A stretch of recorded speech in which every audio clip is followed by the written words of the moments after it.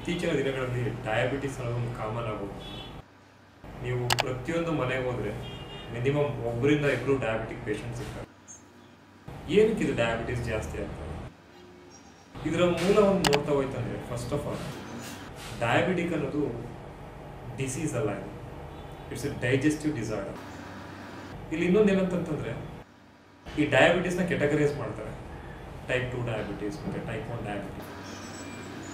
First let's take type 2 diabetes. ಏನಪ್ಪ ಇದು type 2 diabetes, ಏನಕ್ಕೆ ಬರುತ್ತೆ? ಅದಂತೂ ಇತ್ತೀಚೆಗೆ ಅಂತಂದರೆ ನಾವು ಈ ಒಂದು ಸರ್ವೆನಲ್ಲಿ ನೋಡೋ ಪ್ರಕಾರ 90% of the people are suffering from type 2 diabetes. ಇಲ್ಲ ಒಂದು 5 to 10% type 1 diabetes patient. So ಏನಕ್ಕೆ ಈ ಟೈಪ್ 2 ಡಯಾಬಿಟಿಸ್ ಇಷ್ಟು ಜಾಸ್ತಿ ಆಗ್ತದೆ? ನಾನು ಆಗಲೇ ಹೇಳಿದಂಗೆ ಡಯಾಬಿಟಿಕ್ ಒಂದು ಡೈಜೆಸ್ಟಿವ್ ಡಿಸಾರ್ಡರ್. ಆಯುರ್ವೇದದಲ್ಲಿ ಏನು ಹೇಳುತ್ತೆ ಅಂತಂದರೆ, ನಮ್ಮ ಅಗ್ನಿ ಎಷ್ಟು ತೀಕ್ಷ್ಣವಾಗಿರುತ್ತೋ ಅಷ್ಟು ಆರೋಗ್ಯವಾಗಿರ್ತೀವಿ ನಾವು ಅಂತ ಆಯುರ್ವೇದ ಹೇಳುತ್ತೆ. ಅಂದರೆ ಈ ಜಠರಾಗ್ನಿ ಅನ್ನೋದು ತುಂಬಾ ಇಂಪಾರ್ಟೆಂಟ್ ಪ್ಲೇ ಮಾಡುತ್ತೆ ನಮ್ಮ ಒಂದು ಬಾಡಿಯ ಹೆಲ್ತ್ನ ಕಾಪಾಡ್ಕೋಬೇಕು. ಈ ಅಗ್ನಿ ಏನಾದರೂ ವೀಕ್ ಆಯ್ತು ಅಂತಂತಂದರೆ ಡೈಜೆಷನ್ ವೀಕ್ ಆಗುತ್ತೆ. ಈಗ ನಾವೇನೋ ಒಂದು ಫುಡ್ ತೊಗೊತೀವಿ, ಅಸ್ಯೂಮ್ ಮಾಡ್ಕೊಳ್ಳಿ ಆ ಪೇಷಂಟಿಗೆ ಮಂದಾಗ್ನಿ ಇದೆ. ಮಂದಾಗ್ನಿ ಅಂತಂದರೆ ಅಗ್ನಿ ಇಸ್ ವೀಕ್. ಯಾವಾಗ ಅಗ್ನಿ ವೀಕ್ ಆಗುತ್ತೋ ಆ ತಿಂದಿರೋ ಫುಡ್ ಪ್ರಾಪರಾಗಿ ಕರಗಲ್ಲ. ತಿಂದಿರೋ ಫುಡ್ ಪ್ರಾಪರಾಗಿ ಕರಗ್ತಾ ಇಲ್ಲ ಅಂತಂದರೆ ದೆನ್ ದ ಪ್ರಾಬ್ಲಮ್ ಸ್ಟಾರ್ಟ್ಸ್. ಯಾಕೆಂತಂದರೆ ಆ ಕರಗ್ದಿರೋ food it is a toxin. ಆಮ ಬಾಡಿ ಒಂದು ಗುಣ ಏನಂತಂತಂದರೆ, ಟಾಕ್ಸಿನ್ ಅಂತಂದರೆ ಅನ್ವಾಂಟೆಡ್, ಅದನ್ನು ಆಚೆ ಹಾಕಬೇಕು. ಎಲ್ಲ ಥರದಲ್ಲೂ ಪ್ರಯತ್ನ ಮಾಡುತ್ತೆ ಬಾಡಿ ಆಚೆ ಹಾಕೋದಕ್ಕೆ. ನೀವು ತುಂಬ ಸರಿ ಅಬ್ಸರ್ವ್ ಮಾಡಿರ್ಬೋದು, ಪ್ರತಿ ಸರಿ ನಮ್ಗೆ ಏನಾದ್ರು ವೀಕ್ ಡೈಜೆಷನ್ ಇದ್ದರೆ ಅಥವಾ ಅಗ್ನಿ ಮಂದ ಇತ್ತಂತಂದರೆ ಪದೇ ಪದೇ ಕಾಫ್ ಆಗೋದು, ಫ್ಲೆಮ್ ಆಗೋದು, ಲಂಗ್ಸಲ್ಲಿ ಬಂದ್ಬಿಟ್ಟು ಫ್ಲೆಮ್ ಅಕ್ಯುಮುಲೇಷನ್ ಆಗೋದು, ಈ ಥರ ಸಮಸ್ಯೆಗಳಿರುತ್ತೆ. ಯಾಕೆಂತಂದರೆ ಆ ಟಾಕ್ಸಿನ್ ಫ್ಲೇಮ್ ಫಾರ್ಮೆಟಲ್ಲಿ ಬಂದು ಲಂಗ್ಸಲ್ಲಿ ಸ್ಟೋರ್ ಆಗ್ತಾರೆ. ಈ over the period of time ಈ ಟಾಕ್ಸಿನ್ ಅಥವಾ ಆಮ ಏನು ಮಾಡುತ್ತೆ ಅಂದರೆ ನಮ್ಮ ಬಾಡಿಯಲ್ಲಿ ರಿಟೈನ್ ಆಗಿ ಈ ಸೆಲ್ಯುಲರ್ ಸಿಸ್ಟಮ್ನ ಕಂಪ್ಲೀಟಾಗಿ ಕವರ್ ಮಾಡಬೇಕು. ಯಾಕೆಂತಂದರೆ ಎವ್ರಿ ಸೆಲ್ಸ್ಗೂ ಎನರ್ಜಿ ಬೇಕು. ಎವ್ರಿ ಸೆಲ್ಸ್ ಏನು ಮಾಡುತ್ತೆ ಅಂದರೆ ಗ್ಲೂಕೋಸ್ನ ರಿಸೀವ್ ಮಾಡ್ಕೊಳುತ್ತೆ, ಆಕ್ಸಿಜನ್ನ ರಿಸೀವ್ ಮಾಡ್ಕೊಳುತ್ತೆ. ಅಲ್ಲಿ ಸೆಲ್ಯುಲರ್ ಮೆಟಬಾಲಿಸಮ್ ಆಗುತ್ತೆ, ಎನರ್ಜಿ ಪ್ಯಾಕೆಟ್ ರಿಲೀಸ್ ಆಗುತ್ತೆ. ಆ ಎನರ್ಜಿ ಪ್ಯಾಕೆಟ್ ನಮ್ಮ ದೇಹಕ್ಕೆ ಶಕ್ತಿ ಬರುತ್ತೆ. ಬಟ್ ಈ ಆಮ ಏನು ಮಾಡುತ್ತೆ ಅಂದರೆ ಈ ಟಾಕ್ಸಿನ್ ಎವ್ರಿ ಸೆಲ್ಸ್ನ ಕವರ್ ಮಾಡುತ್ತೆ. ಇದು ಕವರ್ ಮಾಡಿದಾಗ ಏನಾಗುತ್ತೆ ಅಂತಂದರೆ ಈ ಸೆಲ್ಸು ಗ್ಲೂಕೋಸ್ ಮತ್ತು ಆಕ್ಸಿಜನ್ ರಿಸೀವ್ ಮಾಡೋದಕ್ಕಾಗಲ್ಲ. ಯಾವಾಗ ಬಟ್ ಪ್ಯಾಂಕ್ರಿಯಾಸ್ ಇನ್ಸುಲಿನ್ ಪ್ರೊಡಕ್ಷನ್ ಮಾಡ್ತಾನೆ ಇರುತ್ತೆ. ಯಾಕೆಂತಂದರೆ ಆ ಗ್ಲೂಕೋಸ್ನ ಮೆಟಬಲೈಸ್ ಮಾಡ್ಬೇಕಂತಂದ್ರೆ ಇನ್ಸುಲಿನ್ ಬೇಕೇ ಬೇಕು. ಪ್ಯಾಂಕ್ರಿಯಾಸ್ ಕೆಲಸ ಅದು ಮಾಡ್ತಾ ಇರುತ್ತೆ, ಬಟ್ ಸೆಲ್ಸು ರಿಸೀವ್ ಮಾಡ್ಕೊತಾ ಇರಲ್ಲ ಆ ಗ್ಲೂಕೋಸ್ನ ಆಗಿರ್ಬೋದು ಅಥವಾ ಇನ್ಸುಲಿನ್ ಆಗಿರ್ಬೋದು, oxygen saturate.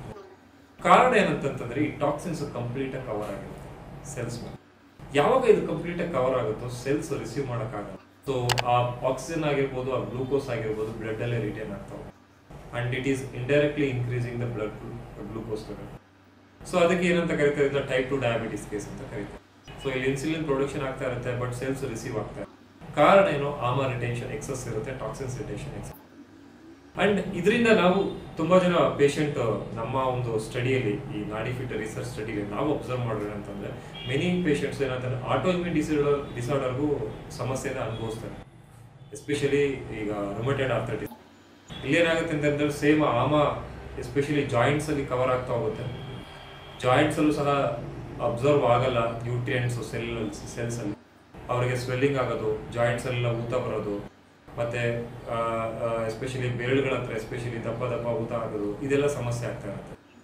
The main reason ಏನಂತಂತಂದರೆ ಟಾಕ್ಸಿನ್ಸ್ ಬಿಲ್ಡ್ ಆಗ್ತಾ ಇರುತ್ತೆ ಬಾಡಿಯಲ್ಲಿ, ಆಮ ರಿಟೆನ್ಷನ್ ಜಾಸ್ತಿ ಆಗ್ತಾ ಇರುತ್ತೆ.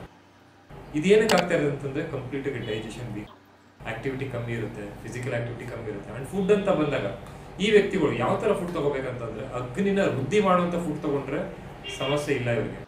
ಬಟ್ ಏನಾಗುತ್ತೆ, ನೀವು ಯಾವಾಗ ಈ ಡೈರಿ ಪ್ರಾಡಕ್ಟ್ ಆಗಿರ್ಬೋದು ಅಗ್ನಿನ ಶಮನ ಮಾಡುವಂಥ ಫುಡ್ನ ನೀವು ತೊಗೊಂಡ್ರೆ ಡೆಫಿನೆಟ್ಲಿ ಅದು ಇನ್ನೂ ಇನ್ಕ್ರೀಸ್ ಆಗುತ್ತೆ. ಡಯಾಬಿಟಿಕ್ ಕಂಟ್ರೋಲಿಗೆ ಬರೋದು ತುಂಬಾ ಕಷ್ಟ ಆಗುತ್ತೆ. So this is a major reason for type 2. So ಅಗ್ನಿ, ಮಂದ ಅಗ್ನಿ ಅಥವಾ ವೀಕ್ ಅಗ್ನಿ ಅಂತಲೇ ಕರಿಬೋದು. ಬಟ್ ಈ ಟೈಪ್ 1 ಡಯಾಬಿಟಿಸ್ ಅಂತ ಬಂತಂದರೆ ಇದು ಬೇರೆ ಕೇಸು. ಬಟ್ ಇದು ಆ್ಯಕ್ಚುಲಿ ಯೂಶಲಿ ಹೇಳ್ತಾರೆ ಡಯಾಬಿಟಿಸ್ ಸ್ಟ್ರೆಸ್ಸಿಂದನೂ ಬರುತ್ತೆ.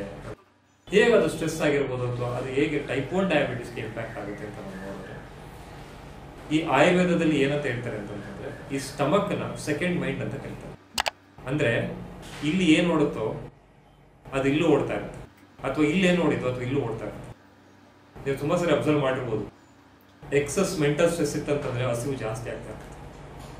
ಯಾಕೆಂತಂದರೆ ಆ ಮೆಂಟಲ್ ವರ್ಕ್, ಸ್ಟ್ರೆಸ್ ವರ್ಕು ನಿಮ್ಮ ವೇಗಸ್ ನರ್ವ್ ಥ್ರೂ ಸ್ಟಮಕ್ನ ಟ್ರಿಗರ್ ಮಾಡ್ತಾರೆ. ಯಾವಾಗ ನಿಮಗೆ ಮೆಂಟಲ್ ಆಕ್ಟಿವಿಟಿ ಜಾಸ್ತಿ ಆಗುತ್ತೋ ಸ್ಟಮಕ್ ಹೈಪರ್ ಆಕ್ಟಿವಿಟಿ ಆಗುತ್ತೆ. ಸೊ ನೀವೇನೇ ಫುಡ್ ತೊಗೊಂಡ್ರು ಇಮಿಡಿಯೇಟಾಗಿ ಏನಾಗುತ್ತೆ ಅಂದರೆ ಡೈಜೆಸ್ಟ್ ಆಗುತ್ತೆ, ರಿಲೀಸ್ ಆಗ್ತಾ ಇರುತ್ತೆ ಗ್ಲೂಕೋಸ್. ಸೊ ಫುಡ್ ತೊಗೊತೀರಾ, ಡೈಜೆಸ್ಟ್ ಆಗುತ್ತೆ, ರಿಲೀಸ್ ಆಗ್ತಾ ಇರುತ್ತೆ. ಸೊ ಮೆಂಟಲ್ ವರ್ಕ್ ಜಾಸ್ತಿ ಆದಂಗೆ ಗ್ಲೂಕೋಸ್ ಪ್ರೊಡಕ್ಷನ್ ಜಾಸ್ತಿ. ಬಟ್ ಈ ಒಂದು ಫೇಸ್ಗೆ ಪ್ಯಾಂಕ್ರಿಯಾಸ್ ವರ್ಕ್ ಆಗ್ತಾ ಇರುತ್ತೆ. ಈ ನೀವೇನು ಮೆಂಟಲ್ ವರ್ಕಿಗೆ, ಮೆಂಟಲ್ ಸ್ಟ್ರೆಸ್ಗೆ, ಮೆಂಟಲ್ ಹೈಪರ್ ಆಕ್ಟಿವಿಟಿಗೆ ಸ್ಟಮಕ್ಕು ವರ್ಕ್ ಆಗ್ತಾ ಇರುತ್ತೆ, ಅದೇ ಸಿಂಕ್ ಆಗಿ. ಬಟ್ ಪ್ಯಾಂಕ್ರಿಯಾಸು ಅಷ್ಟು ಫಾಸ್ಟಾಗಿ ಇನ್ಸುಲಿನ್ ಪ್ರೊಡಕ್ಷನ್ ಮಾಡೋಕ್ಕಾಗ್ತಾ ಇರಲ್ಲ. ಅಟ್ ಒನ್ ಪಾಯಿಂಟ್ ಆಫ್ ಟೈಮಲ್ಲಿ ಏನಾಗುತ್ತೆ ಅಂದರೆ ಪ್ಯಾಂಕ್ರಿಯಾಸಲ್ಲಿ ಬೀಟಾ ಸೆಲ್ಸ್ ಡ್ಯಾಮೇಜ್ ಆಗೋದು ಸ್ಟಾರ್ಟ್ ಆಗುತ್ತೆ. ಯಾವಾಗ ಈ ಸೆಲ್ಸ್ ಡ್ಯಾಮೇಜ್ ಆಗುತ್ತೋ ಇನ್ಸುಲಿನ್ ಪ್ರೊಡಕ್ಷನ್ ಆಗಲ್ಲ. ಸೊ ಅವಾಗ ಏನಾಗುತ್ತೆ ಅಂತಂದರೆ ಈ ಮೆಟಬಾಲಿಸಮ್ ಆಗೋದಕ್ಕೆ ಇನ್ಸುಲಿನ್ ಸಿಗಲ್ಲ. ಯಾವಾಗ ಇನ್ಸುಲಿನ್ ಸಿಗಲ್ವೋ ಬ್ಲಡ್ಡಲ್ಲಿ ಗ್ಲೂಕೋಸ್ ರಿಟರ್ನ್ ಆಗುತ್ತೆ. ಆ್ಯಂಡ್ ಈ ವ್ಯಕ್ತಿಗಳು ಕೇಳಿ, ಇವರು ಹೈಪರ್ ಆ್ಯಕ್ಟಿವ್ ಇರ್ತಾರೆ, ಆ್ಯಂಡ್ ಈ ವ್ಯಕ್ತಿಗಳು ಏನಂತಂದರೆ ವೆಯ್ಟ್ ಲಾಸ್ ಆಗ್ತಾ ಇರ್ತಾರೆ, ಆ್ಯಂಡ್ ಮೆಂಟಲ್ ಆ್ಯಕ್ಟಿವಿಟಿ ತುಂಬಾ ಇರುತ್ತೆ, ಸ್ಟ್ರೆಸ್ ಆಗಿರುತ್ತೆ, ಇನ್ಸುಲಿನ್ ತೊಗೊತಾ ಇರ್ತಾರೆ. Because it's very clear that insulin is not, pancreas is not producing the enough insulin. So ಹಾಗಾಗಿ ನಾವು ದೇಹದ ಒಂದು ಕಾನ್ಸ್ಟಿಟ್ಯೂಷನ್ನ ನೋಡಿ ಅಥವಾ ರೋಗದ ಮೂಲ ಕಾರಣವನ್ನು ನೋಡಿ ನಾವು ಫುಡ್ ಆಗಿರ್ಬೋದು, ಲೈಫ್ ಸ್ಟೈಲ್ ಕರೆಕ್ಷನ್ಸ್ ಆಗಿರ್ಬೋದು ಅಥವಾ ಟ್ರೀಟ್ಮೆಂಟ್ ಆಗಿರ್ಬೋದು ನಾವು ಫಾಲೋ ಅಪ್ ಮಾಡಬೇಕು. So thank you for your support. Subscribe to our channel. Thank you.